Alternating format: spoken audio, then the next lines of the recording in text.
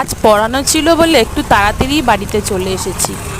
বাড়ি ফেরার পথে ঠিক করেছিলাম যে পড়াতে গিয়ে আজ মন্দিরে যাবই। আমার ঠিক কোচিনের উল্টো দিকে এই মন্দিরটা, বাবার ধাম বলতে পারি, বাবার মন্দির। মহাদেব তো দেবাদিদেব মহাদেব, সমস্ত দেবতার ওপরে তিনি। তাকে আরাধনা করলেই আমার মনে হয় সমস্ত দেবতার আরাধনা করা হয়েছে, আলাদা করে আর কাউকে তা আমাদের পূজা করার প্রয়োজন হয় না।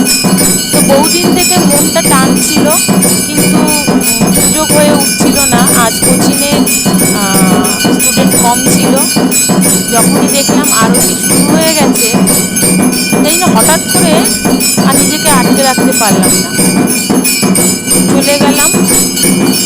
মন্দিরেও আজকে বিশেষ কোনো ভিড় ছিল না,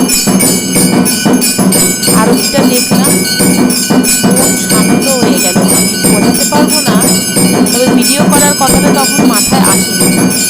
পরেই হঠাৎ করে আমি ভাবলাম একটু তোমাদের সঙ্গে বিষয়টা শেয়ার করে নেওয়া যাক।